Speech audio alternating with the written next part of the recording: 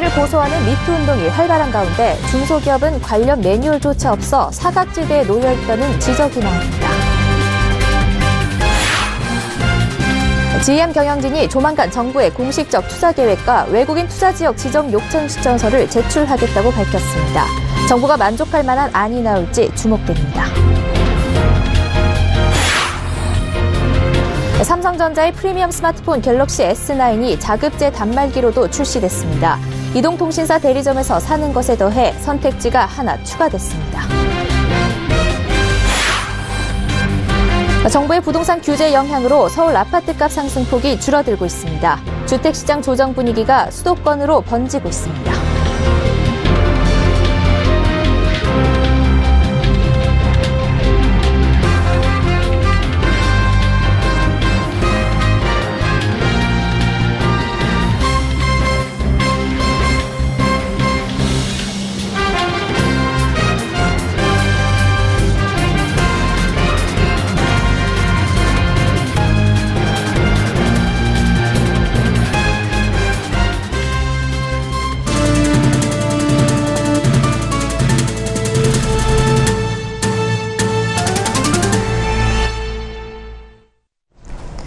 시청자 여러분 안녕하십니까? 센 경제 현장 양한나입니다.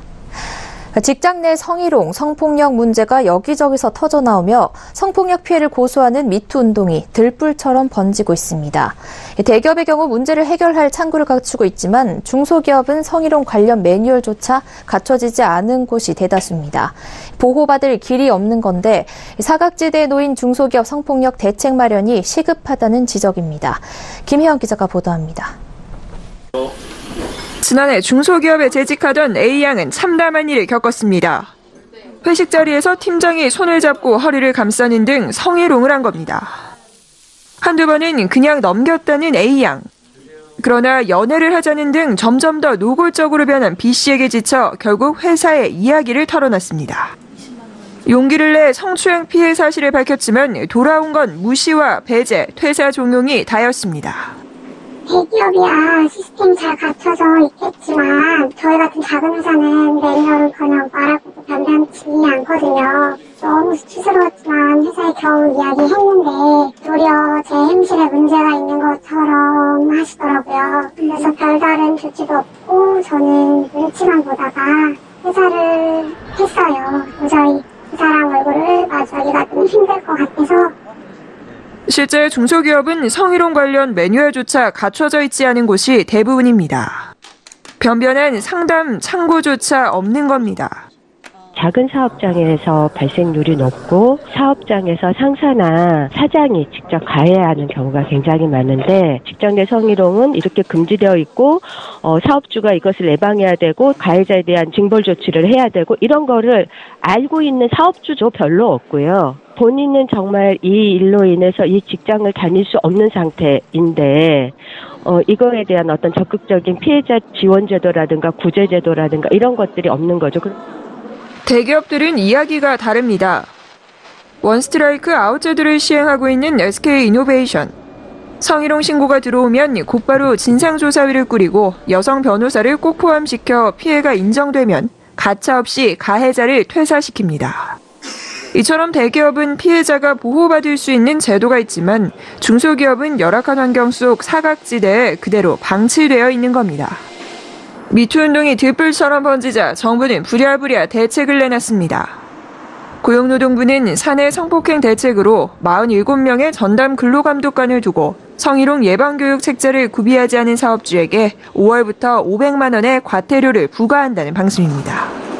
그러나 이마저도 실효성에 의구심이 든다는 지적입니다.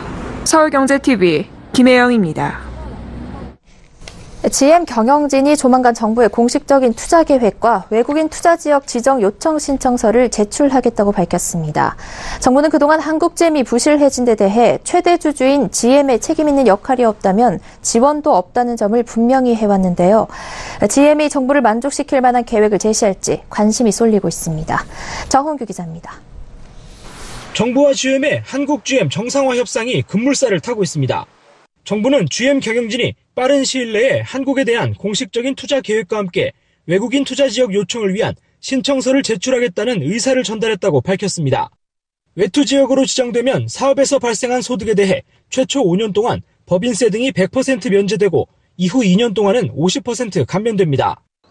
GM 측은 그동안 정부 지원이 없으면 한국에서 철수할 수밖에 없다는 식이었지만 정부는 경영 실패에 대한 책임 없이는 지원도 없다고 못 박았습니다. 특히 외투 지역 지정에 대해서는 이미 산업부가 신차 배정과 신규 투자 계획에 달렸다는 점을 지난달 밝혔습니다. 이런 가운데 GM 측이 공식적으로 지정 요청 계획을 밝힌 것은 신차 배정에 대한 결정이 이뤄졌다는 의미로 해석됩니다. 또 GM 측이 공언한 투자 계획과 함께 산업은행이 요구하는 차등 감자 결정이 나올지도 주목됩니다. 감자는 주주가 손실을 보고 자본 총액을 줄이는 것으로 구조 조정에서 경영 실패에 책임을 지는 대표적인 수단으로 꼽힙니다. 특히 산업은행이 앞으로 GM의 일방적인 결정을 최소한이라도 견제하기 위해서는 대주주 차등 감자가 필수입니다. GM은 출자 전환을 통해 한국 GM의 재무 구조를 개선하고자 합니다. GM이 한국 GM에 내준 대출금 중 약 1조 5천억 원을 주식으로 바꿔 부채를 조정하는 방식입니다. 문제는 이 경우 GM은 특별한 손해 없이 한국 GM 지분율이 대폭 늘어나지만 이대 주주인 산업은행의 지분율은 약 17%에서 2% 밑으로 떨어져 영향력을 잃게 됩니다. 산업은행이 주총 특별결의 사항을 반대할 수 있는 최소 지분율 15%를 유지하려면 적어도 10대 1 수준의 대주주 차등 감자가 필요합니다. 서울경제TV 정원규입니다. 삼성전자의 갤럭시 S9은 프리미엄 스마트폰 중에선 처음으로 자급제 단말기로 출시됐습니다. 자급제 폰을 샀을 때와 이통사 대리점에서 샀을 때 어떤 게 유리한지 궁금해하시는 분들 많은데요. 이보경 기자가 짚어드립니다. 사전 예약 고객을 대상으로 첫 개통을 시작한 갤럭시 S9. 갤럭시 S9은 프리미엄 스마트폰 중에는 처음으로 자급제 폰으로 출시됐습니다. 기존의 스마트폰을 살 때에는 단말기와 함께 통신 서비스도 같이 샀지만 자급제 폰은 유통 매장에서 일반 가전제품을 사듯이 하고 별도로 통신 서비스에 가입하는 것을 말합니다. 선택지가 넓어진 만큼 관심은 어떤 게 유리할지에 쏠립니다. 우선 자급제 폰은 핸드폰 교체가 작거나 해외 출장을 자주 다니는 등 약정이 부담스러운 소비자에 유리합니다. 약정이 걸려있는 핸드폰을 가지고 있는데 새로운 스마트폰을 사용하기 원하는 사람은 새로 구입한 단말에 유심만 갈아 끼우면 약정 위약금을 내지 않아도 됩니다. 또 이통사 통신비에 부담을 느껴 알뜰폰을 사용하려는 소비자도 고려할 만합니다. 이통사가 25% 선택 약정 할인을 제공하는 반면 알뜰폰을 이용하면 40%까지 할인을 받을 수 있습니다. 또 알뜰폰이 내놓은 저렴한 유심요금자를 활용하면 통신비를 크게 줄일 수 있다는 것이 알뜰폰 업계의 설명입니다. 하지만 카드 제휴 할인 등을 이용한다면 이통사 대리점에서 가입하는 게 나을 수 있어 각종 할인의 조건들은 잘 따져봐야 합니다. 역대급 최대 할인인 카드 더블 할인을 통해서 105만 원까지 할인을 할 수 있기 때문에 가계통신비 인하를 위해 처음 출시된 자급제폰. 통신시장의 변화의 계기가 될지 주목됩니다. 서울경제TV 이보경입니다. 정부가 서울 재건축을 타깃으로 한 규제 대책을 연달아 내놓으면서 서울 아파트값 상승폭이 줄어들고 있습니다. 이 같은 분위기는 수도권에서도 나타나고 있습니다. 정창신 기자입니다.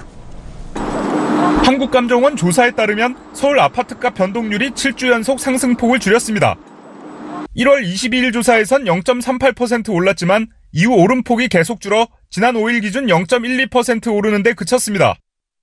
재건축 초과이익 환수제, 재건축 안전진단 기준 강화, 주택담보대출이 있으면 추가 대출을 어렵게 하는 신-DTI 시행까지 서울 재건축 시장을 공략한 정부의 규제 대책 때문입니다. 아파트값 하락과 함께 매매 거래량도 줄어들 것으로 예상됩니다. 서울은 연초 아파트값 강세가 이어지면서 2월 매매 거래량이 증가했습니다. 그러나 재건축 안전진단 강화 등 추가 규제 발표 이후 매수세가 꺾이면서 거래도 주춤해지는 조짐이고요. 서울 전세시장도 안정세를 나타내고 있습니다. 서울 전세값 변동률은 지난 1월 22일 0.08% 올랐지만 2월 19일 하락 반전했고 이후 하락폭을 키웠습니다. 주택시장 조정 분위기는 경기 인천 등 수도권에서도 나타나고 있습니다. 인천 지역 아파트값도 상승폭이 줄어들고 있는 겁니다. 지난 2월 5일 0.04% 올랐지만 이후 오름폭이 줄어 지난 5일 기준 0.01% 오르는 데 그쳤습니다. 이달 중 하락 반전할 가능성도 있습니다. 경기 지역은 입주 물량 부담에 전셋값 하락폭이 확대되고 있습니다. 지난 2월 26일 마이너스 0.09% 하락한 전셋값 변동률은 5일 기준 마이너스 0.11%까지 떨어져 3주 연속 하락폭을 키웠습니다. 업계에선 DSR, 양도세 중과 등 추가 규제가 시행될 예정인 만큼 조정 국면은 당분간 이어질 것으로 관측하고 있습니다. 서울경제TV 정창신입니다. 삼성전자와 LG전자가 각각 미국과 한국에서 올해 TV 시장에서 격돌할 TV 신제품을 선보였습니다. 올해 TV 신제품의 특징은 화질 경쟁에서 인공지능 기능 경쟁으로 변하고 있습니다. 화질에서의 기술 변화는 더 이상 체감할 수 없는 만큼 소비자들이 편하게 TV를 이용할 수 있는 부가 기능이 차별화 포인트로 떠오르고 있습니다. 보도에 김상현 기자입니다. 삼성전자는 미국 뉴욕에서 더 퍼스트룩 2018 뉴욕 행사를 열고 2018년형 QLED TV 신제품을 공개했습니다. 삼성전자는 이번 행사를 통해 QLED TV를 4개 시리즈로 분류하고 49인치형에서 88인치형까지 전체 16개 모델을 선보인 것입니다. 삼성전자는 특히 75인치 이상 TV 시장 규모가 전 세계적으로 200만 대에 이르고 삼성전자 제품이 이 중 절반을 차지하고 있는 점을 감안해 초대형 라인업을 대폭 강화했습니다. 삼성전자는 올해 인공지능 기반 음성인식 플랫폼인 빅스비 적용과 함께 TV를 시청하지 않을 때 날씨와 뉴스 등 생활 정보를 실시간으로 제공하거나 그림과 사진 등의 콘텐츠를 배경음악과 함께 재생하는 앰비언트 모드 등으로 차별화를 시도했습니다. 삼성전자는 앰비언트 모드의 활용도를 높이기 위해 뉴욕타임스와 음악 스트리밍 서비스 업체와 제휴해 뉴스 콘텐츠와 음악을 제공합니다. LG전자는 독자 인공지능 플랫폼인 딥싱큐를 적용한 LG OLED TV AI 싱큐와 LG 슈퍼 울트라 HD TV AI 싱큐를 올해 신제품으로 선보였습니다. LG전자는 글로벌 시장 규모가 160만 대에서 250만 대로 대폭 확대될 것으로 예상되는 OLED TV로 올해 TV 시장에 승부수를 던졌습니다. 특히 LG전자의 인공지능 TV는 자연어 음성인식 기능을 활용해 인공지능 맞춤 검색과 인공지능 TV 제어, 인공지능 영상 사운드 모두 조정까지 가능합니다. 지금 영화에 나오는 주인공 누구야? 인터넷 검색도 자연어로 가능합니다. 인터넷에서 LG 트윈스 경기 일정 알려줘. 전 세계 TV 시장을 놓고 화질 경쟁을 벌여온 삼성전자와 LG전자가 올해에는 인공지능 경쟁을 벌여 TV 시장에서의 대격돌을 예고하고 있습니다. 서울경제TV 김상용입니다. P2P 금융시장에서 부동산 관련 대출 쏠림 현상이 계속되고 있습니다. 부동산을 담보로 한 P2P 대출의 수익률이 좋기 때문인데요. 그만큼 리스크도 높아 부실 우려가 나오고 있습니다. 앵커 리포트입니다. 부동산 P2P 대출이 급증세가 이어지고 있습니다. P2P 금융업계에 따르면 지난달 부동산 관련 P2P 대출액은 총 1조 2,489억 원에 달합니다. 작년 동기 대비 약 3배 가까이 늘어난 수치입니다. 개인 대출은 1,703억 원, 법인 대출은 7,018억 원으로 전월 대비 각각 23.7%, 28.8% 증가했습니다. 부동산 프로젝트 파이낸싱도 26.4% 늘어난 3,678억 원을 기록했습니다. 전체 P2P 대출 시장에서 부동산 관련 대출이 차지하는 비중 역시 60.3%에 달합니다. 부동산 P2P 대출은 담보가 있고 수익률이 높다는 점에서 인기를 끌고 있습니다. 특히 P2P 금융업체들은 실적을 내기 위해 부동산 PF 대출을 늘리고 있는데 부실을 키울 수 있다는 우려가 나옵니다. 부동산 PF는 수익은 크지만 리스크가 동반되는 사업입니다. 금리 상승과 부동산 경기 하락 등 영향을 받을 경우 부실 가능성이 높아지기 때문입니다. 실제 지난 1월 말 기준 P2P 업체의 부실률을 살펴보면 빌리가 26.28%, 이디움 펀딩 17.19%, 금요일 펀딩 10.92% 순으로 부실률이 높았습니다. 이들은 모두 부동산 상품을 주로 취급하는 업체들입니다. 금융당국도 P2P 금융시장의 리스크를 낮추기 위해 부동산 상품 공급을 제한하는 정책을 펼칠 전망입니다. 최근 당국이 새로 내놓은 개정 가이드라인을 보면 연간 업체당 투자 한도는 기존 1,000만 원에서 2,000만 원으로 상향됐지만 부동산 관련 상품은 대상에서 빠졌습니다. 서울경제TV 양한나입니다.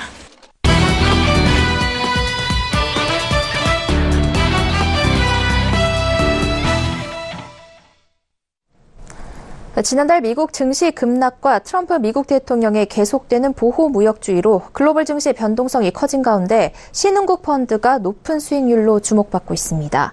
신흥국 펀드가 국내 주식형 펀드보다 월등히 높은 수익률을 보이면서 자산 운용사들도 잇따라 새로운 신흥국 펀드를 내놓고 있습니다.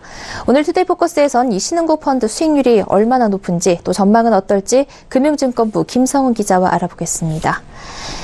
김 기자, 신흥국 펀드 얼마나 높은 수익률 보이고 있습니까? 네, 펀드 평가사 제로인에 따르면 연초 이후 국내 주식형 펀드의 수익률은 마이너스 4.14%로 부진한 반면 해외 주식형 펀드의 수익률은 1.9%를 기록했습니다. 그중에서도 신흥국 펀드의 수익률이 두드러졌는데요. 베트남 펀드의 평균 수익률은 12.32%, 브라질 펀드는 14.41%에 달했고 러시아 펀드가 8.64%, 중국 펀드도 2.9%를 기록했습니다. NH투자증권은 신흥국 펀드의 강세 원인에 대해 최근 아시아 신흥국들의 수출과 내수가 동시에 회복하고 있는데 과거 단순한 수출 공장에서 벗어나 인프라 투자, 소비 확대 등 내수 경제가 성장하고 있기 때문이라고 분석했습니다. 신흥국 펀드 중에서는 특히 베트남 펀드가 눈에 띕니다. 제로인에 따르면 최근 3개월 수익률 상위 10위에 든 해외 주식형 펀드 중 8개가 베트남 펀드입니다. 베트남 주가지수를 추종하는 유일한 상장지수 펀드인 한국투자킨덱스 베트남 VN30 상장지수 펀드는 6개월 수익률이 약 37.8%에 달합니다. 지난해 베트남 주가지수는 약 48% 상승했습니다. 베트남 증시의 주가 수익 비율은 19배로 증시가 다소 과열됐을 가능성이 있지만 베트남 경제의 성장세로 볼 때 펀드의 전망도 긍정적이라는 평가입니다. 베트남의 지난해 4분기 국내 총생산 성장률은 6.8%를 넘었고 올해 경제 성장률 목표도 6.5%에서 6.7%로 높은 편입니다. 네, 신흥국 펀드 하면 중국 펀드를 특히 빼놓을 수가 없는데요. 중국 펀드 상황은 최근 어떻습니까? 네, 중국 펀드도 여전히 유망한 펀드로 꼽히고 있는데요. 한국 펀드 평가 펀드스퀘어에 따르면 이달 들어 주요 증권사들이 추천한 가장 많이 추천한 상품은 중국 펀드였습니다. 지난달 초 미국 증시 폭락으로 급락했던 상하이 종합지수가 회복세를 보이고 있고 최근 시작된 중국의 최대 정치 행사 전국인민정치협상회의와 전국인민대표대회를 기점으로 중국 증시가 오름세를 탈 가능성이 높다는 것이 중국 펀드를 추천하는 이유입니다. 중국 증시의 주가 수익 비율이 13배로 상대적으로 저평가돼 있다는 점도 중국 펀드의 매력입니다. 네, 브라질과 러시아 펀드도 지난해부터 추천 펀드로 많이 언급되고 있던데요. 수익률은 어떻습니까? 네, 말씀하신 대로 유망 펀드로 꼽히고 있는 브라질 펀드의 경우에는 KB 브라질자 A클래스의 3개월 수익률이 17.8%를 넘을 정도로 우수합니다. 지난 2016년 지우마 호세프 전 대통령 탄핵 후에 미셰우 테메르 부통령이 권한대행을 맡아 노동과 연금 개혁을 추진하면서 경제가 살아난 덕분인데요. 다만 오는 10월 열리는 대통령 선거가 변수입니다.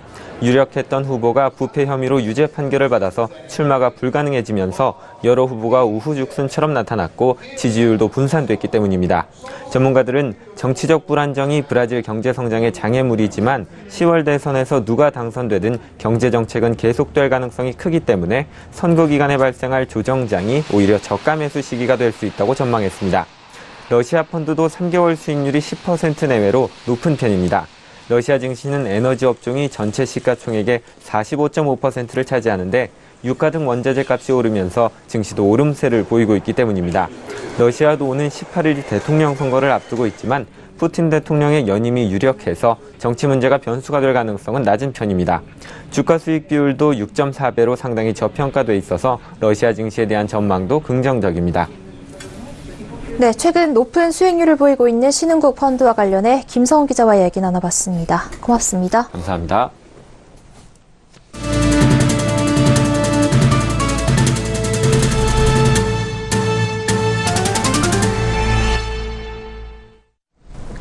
정의용 청와대 국가안보실장이 오늘 도널드 트럼프 대통령과 만나 얘기를 나누면 큰 성과를 낼 수 있을 것이라는 김정은 북한 노동당 위원장의 발언을 트럼프 대통령에게 전달했습니다.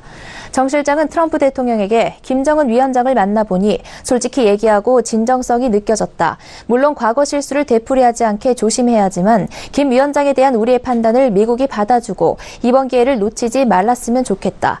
김 위원장이 트럼프 대통령을 가능한 조기에 만나고 싶다고 한다고 말했습니다.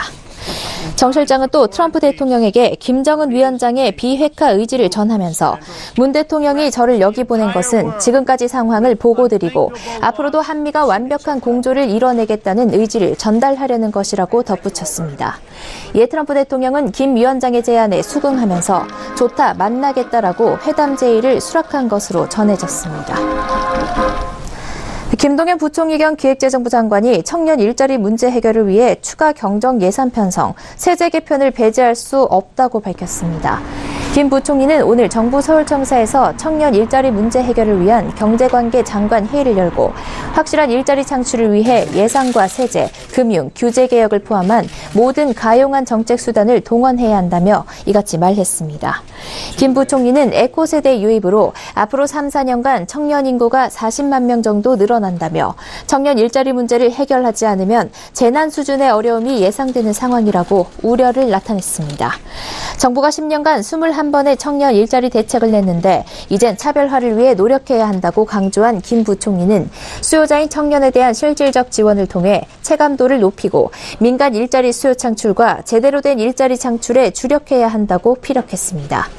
김 부총리는 이어 선택과 집중 투자로 일자리 수요가 창출되는 선순환 구조가 정착하는데 전 부처가 함께 노력해야 할 것이라고 말했습니다. 금융감독원이 올해 기존 공인인증서 위주의 금융거래 인증 방식을 생체인증과 QR코드 등으로 다양화하겠다고 밝혔습니다. 금감원은 오늘 열린 2018년 IT, 핀테크 감독검사 업무 설명회를 통해 생체인증과 QR코드, 문자메시지, 블록체인 등 공인인증서를 대체할 인증수단을 폭넓게 적용하겠다고 밝혔습니다. 금감원은 모바일페이 등 신종결제수단 이용이 늘고 있는 점을 반영해 신종결제와 인증서비스의 안전성도 점검하기로 했습니다. 또 전자금융거래약관을 개선해 금융사고가 발생할 경우 조사기간을 명시하고 조사 진행 상황을 의무적으로 알리도록 할 방침입니다.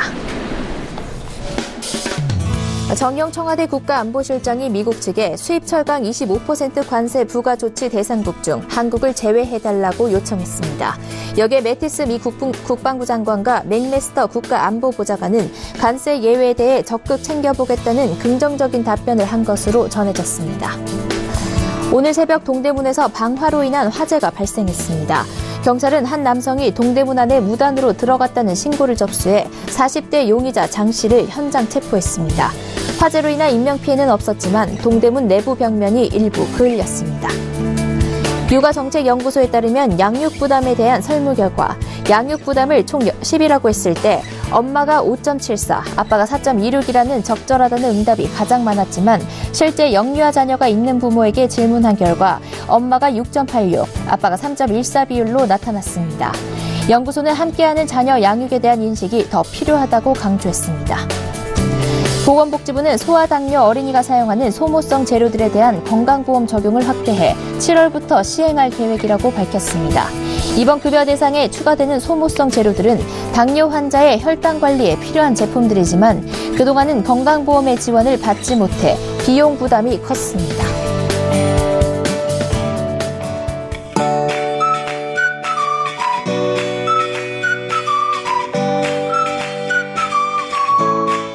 안녕하세요. K웨더 라이프스타일 예보 윤지향입니다. 이번 주말은 구름만 조금 지나며 대체로 맑은 날씨가 이어지겠습니다. 기온은 평년 수준을 조금 웃도는 정도로 낮 동안엔 온화하겠습니다. 주말 나들이 계획하시는 분들도 많을 텐데요. 다만 한 가지 미세먼지에 주의하셔야겠습니다. 주말 동안 전국의 미세먼지 농도 한때 나쁨 단계로 예상됩니다. 위성 영상입니다. 현재 전국에 구름이 많은 모습인데요. 밤부터 차츰 맑아지겠습니다. 내일은 중국 상해 부근에서 이동하는 고기압의 영향을 받겠습니다. 자세한 지역별 날씨는 나절 예보로 알아보겠습니다. 중부지방 아침 기온 서울 1도, 춘천과 대전 영하 2도, 낮 기온 서울, 춘천 10도 등으로 일교차가 크겠습니다. 동해안 아침에 속초, 강릉, 울진 모두 0도, 한낮에는 속초와 강릉 8도, 울진 11도로 예상됩니다.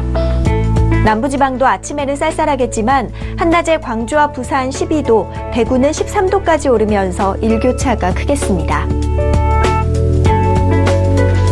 물결은 동해상에서 최고 4m로 매우 높게 일겠습니다. 다음 주에는 낮 기온이 15도 안팎까지 올라 포근한 봄 날씨가 이어지겠습니다. 목요일에는 전국에 비 소식이 있습니다. 날씨였습니다. 센 경제 현장 여기까지입니다. 시청해주신 여러분 고맙습니다.